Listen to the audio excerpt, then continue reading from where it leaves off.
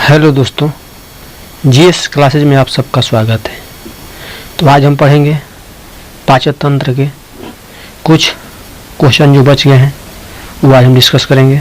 उससे पहले आप हमारे चैनल पर पहली बार आए हैं तो आप हमारे चैनल को सब्सक्राइब करें, शेयर करें और साथ ही साथ लाइक और कमेंट करना ना भूलें। तो चलते हैं अपने क्वेश्चन की तरफ। हमारा पहला क्वेश्चन है, निम्नलिखित में से कौन सा लार का लाभ नहीं है। आपको बताना है कि लार से हमें कौन सा लाभ नहीं मिलता है। हमारा ऑप्शन है, यह निगलने में मदद करती है, यह शरीर में आरबीसी की वृद्धि करती है, यह मुख तथा दांतों को साफ रखती है, यह होठ तथा जीवा की गति को अनुकूल बनाकर बोलने में मदद करती है।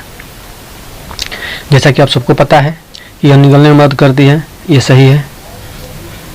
यह आरबीसी के यह शरीर में आरबीसी की वृद्धि करती है, यह बात सही नहीं है। बाकी यह बात गलत है क्योंकि लार से हमें लाभ नहीं होता, आरबीसी की वृद्धि नहीं होती है। यह मुख में तथा दांतों को साफ रखती है, यह भी सही है। यह होठों तथा जीवा की गति का अनुकूलन बनाकर बोलने में मदद करती है। अगर हमें मुंह में लार न बने तो हम बोल नहीं सकते हैं। तो हमारा आंसर होगा कि शरीर में आरबीसी की वृद्धि करती है, यह लार से लाभ नहीं है। तो हमारा right answer option number B. चलते हैं अपने अगले क्वेश्चन पर।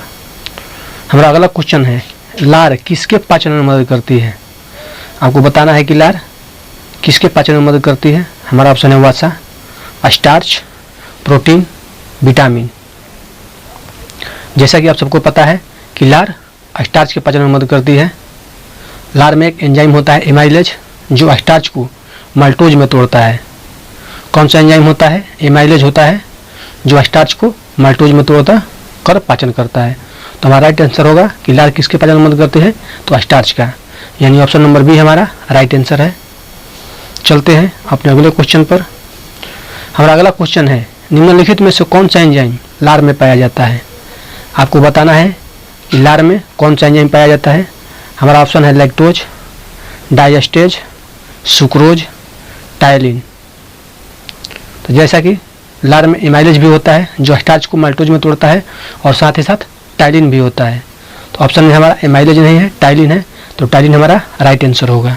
ऑप्शन नंबर डी हमारा राइट आंसर। चलते हैं अपने अगले क्वेश्चन पर। हमारा अगला क्वेश्चन है, किसकी उपस्थिति के कारण गाय का दूध का रंग पीला होता है। आपको बताना है गाय का दूध का रंग पीला होता है, ये किसकी उपस्थिति के कारण होता है, कौन सी पिगमेंट की वजह से। हमारा ऑप्शन है जेंथोफिल, राइबोफ्लोबिन, राइबोलिप्स, कैरोटीन। जैसा कि आपको सबको पता है कि गाय का दूध पीला होता है कैरोटीन के कारण, यानी कि ऑप्शन नंबर डी हमारा राइट आंसर है। चलते हैं अपने अगले क्वेश्चन पर। हमारा अगला क्वेश्चन है, दूध को दही में स्कंदित करने वाला एंजाइम कौन सा है। आपको बताना है कि दूध को जो दही में स्कंदित या दही में बदल देता है वो कौन सा एंजाइम है। हमारा ऑप्शन है रेनिन, पेप्सिन, रेजिन, सिट्रेट। तो आप सबको पता है कि दूध को दही में स्कंदित करने वाला एंजाइम रेनिन है, यानी कि ऑप्शन नंबर ए हमारा राइट आंसर होगा। यह जट्ठा रस में रेनिन नामक एंजाइम पाया जाता है जो दूध के पाचन में सहायक होता है। रेनिन दूध को दही में स्कंदित करने वाला एंजाइम है, यानी कि दूध को दही में बदलने वाला एंजाइम रेनिन है। तो हमारा right answer option number A होगा। दूध को दही में बदलने वाला स्कंदित करने वाला एंजाइम है रेनिन, और किस में पाया जाता है, तो जट्ठा रस में। जट्ठा रस में रेनिन पाया जाता है जो दूध को दही में बदल देता है। तो हमारा right answer option number A. तो चलते हैं अपने अगले क्वेश्चन पर। हमारा अगला क्वेश्चन है, अन्न एक समृद्ध स्रोत है। आपको बताना है कि अन्न एक समृद्ध स्रोत है किस चीज़ का। हमारा ऑप्शन है स्टार्च, ग्लूकोज, फ्रक्टोज और माल्टोज। तो आपको बताना है अन्न जैसे कि चावल, गेहूँ, मक्का, बाजरा, ये सब किस चीज़ का स्रोत है। तो ये सब स्टार्च का स्रोत है। अन्न स्टार्च का एक प्रचुरता होती है। सभी पादपों के बीजों एवं फलों में मंड यानी कि स्टार्च, एमाइलेज और एमाइलोपेप्सिन के रूप में उपस्थित रहता है। तो मंड किसके रूप में उपस्थित रहता है, एमाइलेज या एमाइलोपेप्सिन के रूप में उपस्थित रहता है मंड, यानी कि स्टार्च किसके रूप में उपस्थित रहता है, तो एमाइलेज या एमाइलोपेप्सिन के रूप में बीजों एवं फलों में उपस्थित रहता है। तो हमारा राइट आंसर होगा ऑप्शन नंबर ए, अनेक समृद्ध स्रोत है स्टार्च का। Right answer option number A. तो चलते हैं अपने अगले क्वेश्चन पर। हमारा अगला क्वेश्चन है, खट्टे दूध में होता है, आपको बताना है खट्टे दूध में क्या होता है, कौन सा एसिड होता है। हमारा ऑप्शन है acetic acid, tartaric acid, citric acid, lactic acid. तो खट्टे दूध में लैक्टिक एसिड होता है, यानी कि ऑप्शन नंबर डी हमारा राइट आंसर होगा। ऑप्शन नंबर डी, खट्टे दूध में होता है लैक्टिक एसिड। तो चलते हैं अपने अगले क्वेश्चन पर।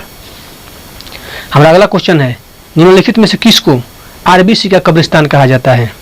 आपको बताना है कि आरबीसी का कब्र किसे कहा जाता है।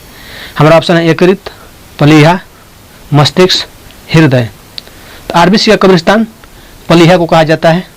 प्लीहा आमाशय तथा तंतुपट, तंतुपट को इंग्लिश में डायफ्राम कहते हैं, तथा आमाशय तथा तंतुपट यानी डायफ्राम के बीच में यकृत के बाईं ओर स्थित लगभग ये जो प्लीहा होता है लगभग 12 सेंटीमीटर लंबी होती है और गहरे लाल रंग की होती है, और यह चपटी सिलस्का ग्रंथि भी होती है। तो हमारा ऑप्शन होगा option number option number B प्लीहा यानी कि स्प्लीन यानी कि तिल्ली। तिल्ली को आरबीसी का कब्रिस्तान कहा जाता है। यह कहाँ स्थित होता है, तो आमाशय तथा डायफ्राम के बीच में यकृत के बाईं ओर 12 सेंटीमीटर लंबी लाल रंग की प्लीहा होती है। तो हमारा right answer option number B. आपसे क्वेश्चन पूछा जाता है कि प्लीहा की लंबाई कितनी होती है, तो 12 सेंटीमीटर। कितना, तो 12 सेंटीमीटर प्लीहा की लंबाई होती है। यह कहाँ स्थित होता है, तो यकृत के बाईं ओर।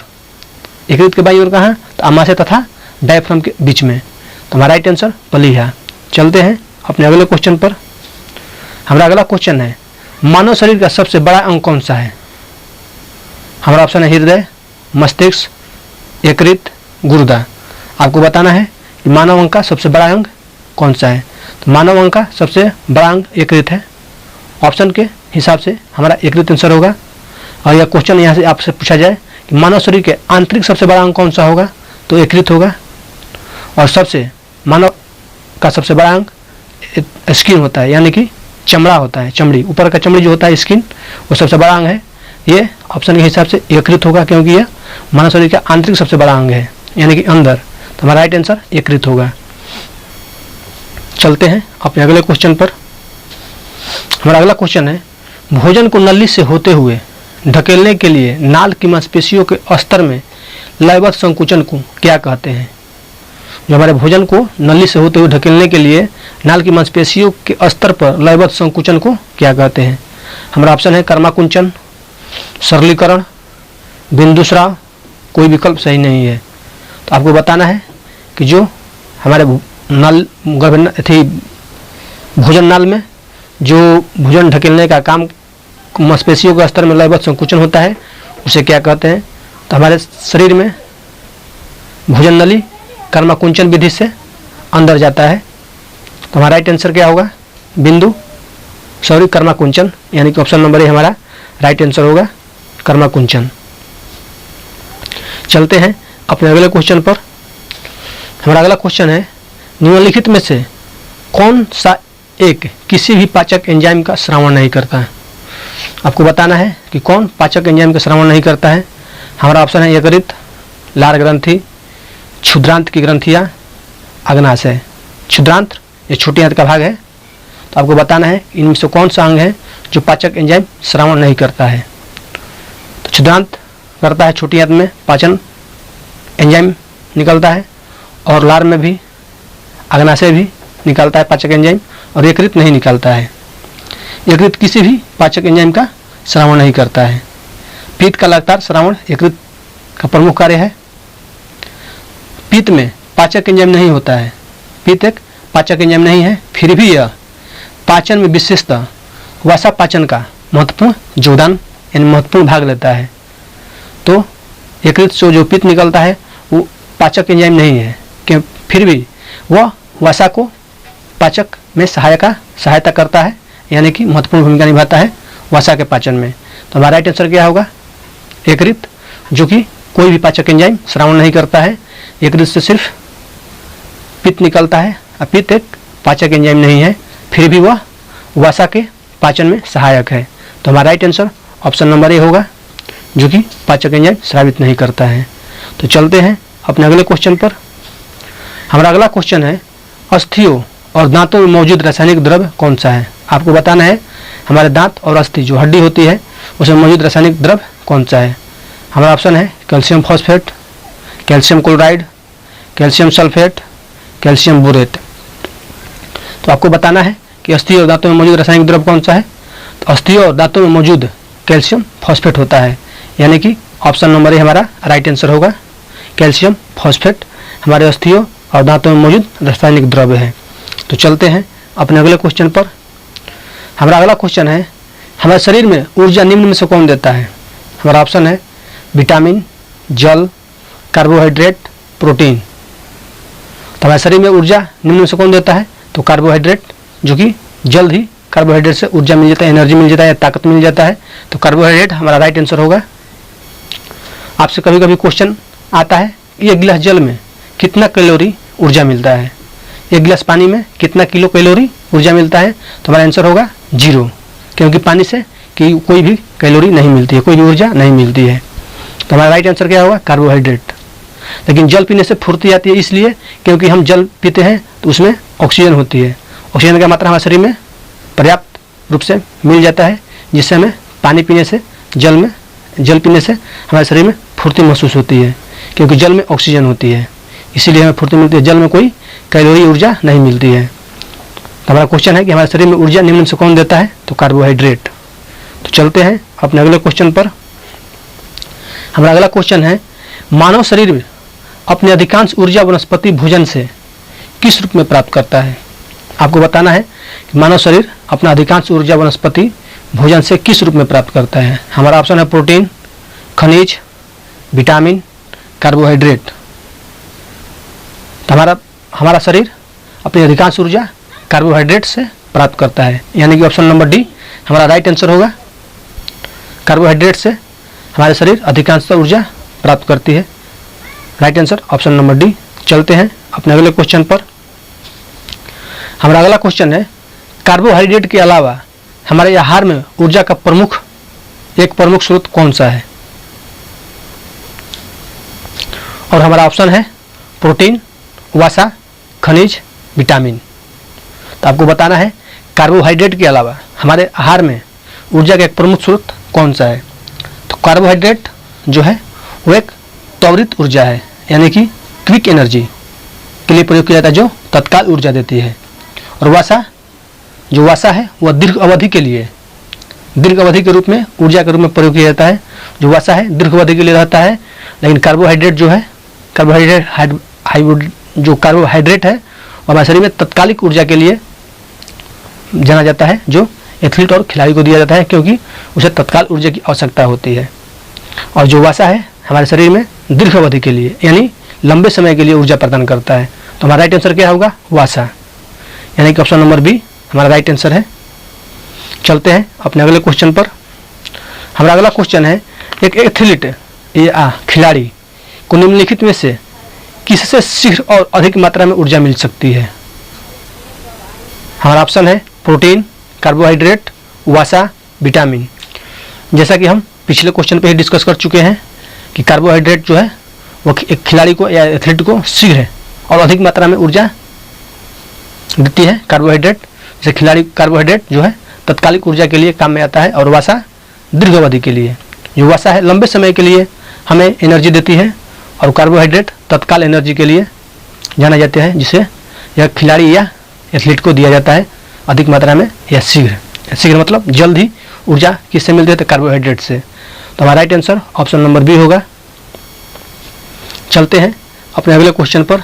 हमारा अगला क्वेश्चन है, दूध में कौन सी प्रोटीन शर्करा युग्म होता है। आपको बताना है दूध में कौन सा प्रोटीन शर्करा जोड़ी में होता है, कौन सी जोड़ी है। हमारा ऑप्शन है केसिन और सुक्रोज, केसिन और लैक्टोज, फेरिटिन और माल्टोज, एल्बुमिन और ग्लूकोज। आप सबको आंसर पता है, इसका आंसर होगा ऑप्शन नंबर बी केसिन और लैक्टोज। दूध में केसिन तथा लैक्टोज प्रोटीन शर्करा युग्म होता है। अब फ्रक्टोज नहीं है, तो हमारा राइट आंसर क्या होगा, केसिन और लैक्टोज, यानी कि ऑप्शन नंबर बी हमारा राइट आंसर होगा। चलते हैं अपने अगले क्वेश्चन पर। हमारा अगला क्वेश्चन है फलों का मधुर यानी मीठा स्वाद किसके कारण होता है। हमारा ऑप्शन है लैक्टोज, फ्रक्टोज, माल्टोज, रिबोज। आपको बताना है कि फल में जो मीठा स्वाद आता है किसके कारण आता है। तो फ्रक्टोज के कारण फलों में मीठा स्वाद आता है। फ्रक्टोज फलों में पाई जाने वाली एक मोनोसेक्राइड शर्करा है। फ्रक्टोज कौन सा है, तो मोनोसेक्राइड शर्करा है जो प्राकृतिक में सबसे मीठी शर्करा है। पूरे प्राकृतिक में सबसे मीठी शर्करा फ्रक्टोज है। तो हमारा राइट आंसर क्या होगा, option number B. Option number B हमारा राइट आंसर है, जो कि प्राकृतिक में सबसे मीठी शर्करा है फ्रक्टोज। इसे फल शर्करा भी कहा जाता है। लैक्टोज जो है वो दूध में पाई जाने वाली शर्करा है, और माल्टोज है जो शर्करा, माल्टोज शर्करा जो है वो अनाज से प्राप्त किया जाता है। तो माल्टोज ये अनाज से प्राप्त किया जाता है और लैक्टोज दूध से, और रिबोज कोई शर्करा या कोई शर्करा नहीं है। तो हमारा राइट आंसर क्या होगा, फलों में फ्रक्टोज होता है जिसके कारण फल मीठे लगते हैं। लैक्टोज दूध में होता है, माल्टोज अन्न से प्राप्त किया जाता है यानी अनाज से प्राप्त किया जाता है। तो हमारा राइट आंसर फ्रक्टोज होगा। तो चलते हैं अपने अगले क्वेश्चन पर। हमारा अगला क्वेश्चन है निम्नलिखित में से किसका संश्लेषण यकृत द्वारा किया जा सकता है। आपको बताना है कि किसका संश्लेषण यकृत द्वारा किया जा सकता है। हमारा ऑप्शन है vitamin A, vitamin E, vitamin D, vitamin के।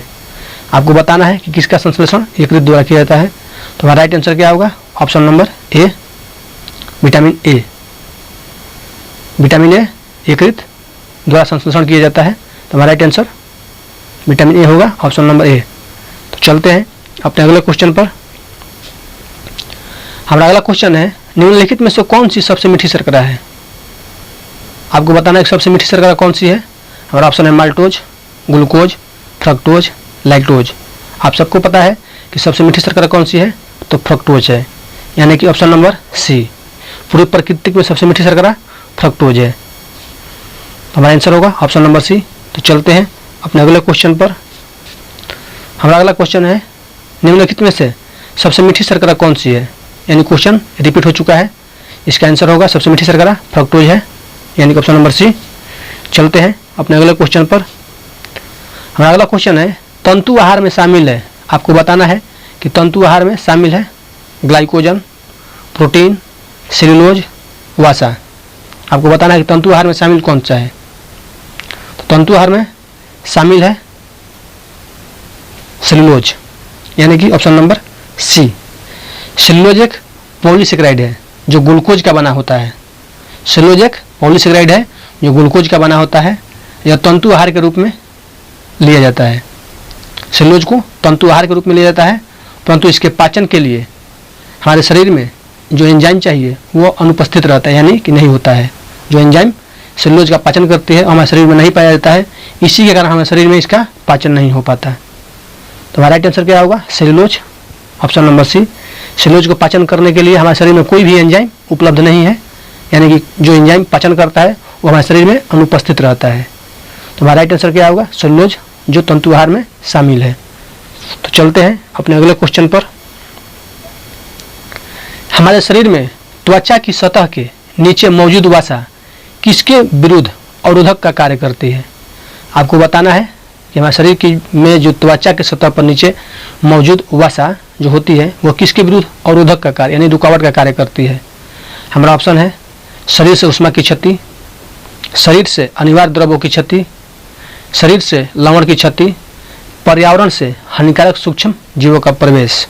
आपको बताना है कि इनमें से हमारा आंसर कौन सा है। तो हमारे शरीर में त्वचा की सतह से नीचे मौजूद वसा किसके अवरोध का कार्य करती है, तो शरीर से उष्मा की क्षति नहीं होने देती है, यानी शरीर से जो उष्मा निकलता है उसको उस रास्ते में अवरोध पैदा कर देती है, रुकावट पैदा कर देती है। तो हमारा आंसर क्या होगा, शरीर से उष्मा की क्षति नहीं होने देती है।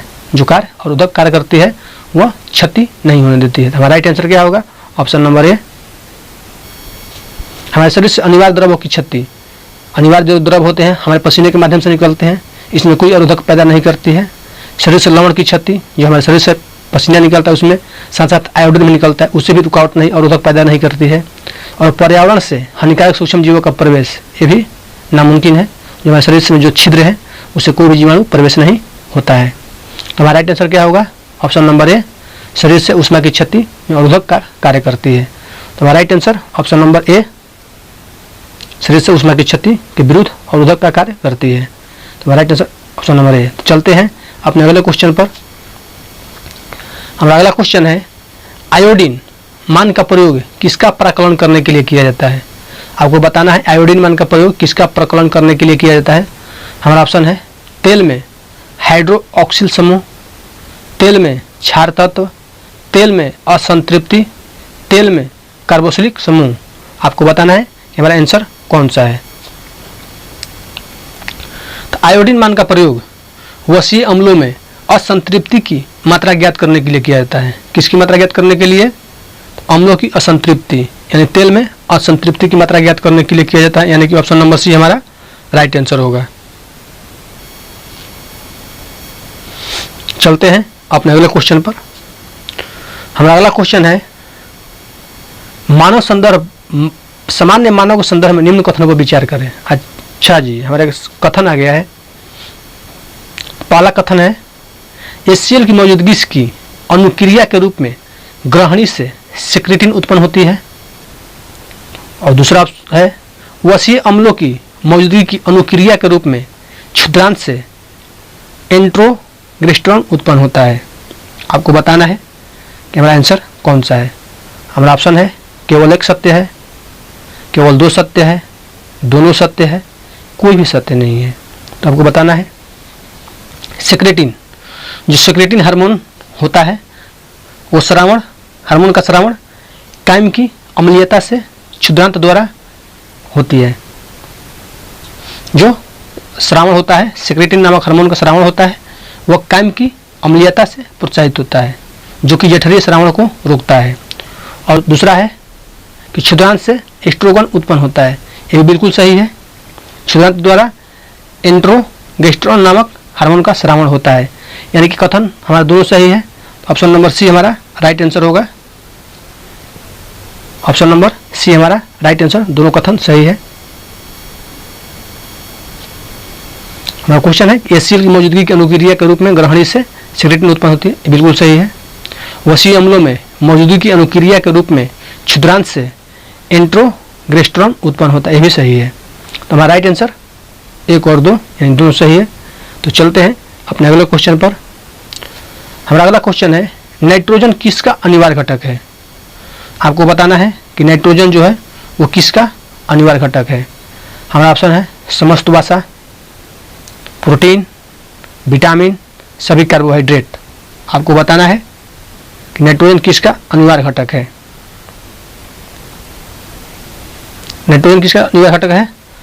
तो नाइट्रोजन प्रोटीनों का अनिवार्य घटक है, यानी कि ऑप्शन नंबर बी हमारा राइट आंसर होगा। चलते हैं अपने अगले क्वेश्चन पर। हमारा अगला क्वेश्चन है, निम्नलिखित में से किसको किसी कोशिका में अचल संपत्ति नाम से जाना जाता है, अचल संपत्ति माना जाता है। हमारा ऑप्शन है कार्बोहाइड्रेट, वसा, प्रोटीन, न्यूक्लिक अम्ल। तो कोशिका का अचल संपत्ति न्यूक्लिक अम्ल को कहा जाता है। न्यूक्लिक अम्ल की खोज किसने किया था? तो 1868 में फ्रेडरिक मिस्सर ने की थी। किसने किया था? फ्रेडरिक मिस्सर, यानी कि कब? 1868 में। तो कोशिका में अचल संपत्ति न्यूक्लिक अम्ल को माना जाता है, यानी कि ऑप्शन नंबर डी हमारा राइट आंसर है। तो चलते हैं अपने अगले क्वेश्चन पर। हमारा अगला क्वेश्चन है, पित्ताशय में उपस्थित पत्थर निम्नलिखित में से किसका पाचन प्रभावित करता है? और हमारे पित्ताशय में पथरी यानी स्टोन हो जाता है, तो किसके पाचन को प्रभावित करता है? हमारा ऑप्शन है प्रोटीन, वसा, कार्बोहाइड्रेट, न्यूक्लिक अम्ल। तो जैसा कि आप सबको पता है कि पित्ताशय में पित्त होता है, और पित्त किसके पाचन में सहायता करता है? लेकिन पित्त कोई पाचक एंजाइम नहीं है, फिर भी यह वसा के पाचन में सहायता करता है।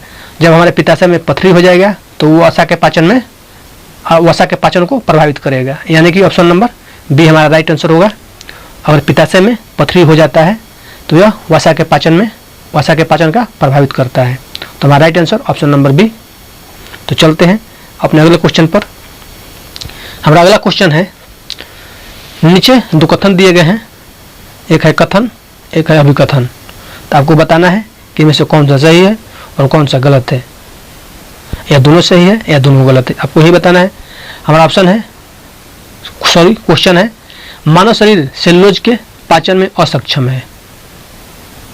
मानव शरीर में स्टार्च अपघटक एंजाइम डाइएस्टेज विद्यमान रहता है। आपको कुट में उत्तर देना है। ए तथा आर दोनों सही है। ए का सही स्पष्टीकरण आर है। ऑप्शन बी है, ए तथा आर दोनों सही है किंतु आर ए की सही स्पष्टीकरण नहीं है। ऑप्शन सी है, ए सत्य है किंतु आर असत्य है। ऑप्शन डी है, ए असत्य है परंतु आर सत्य है।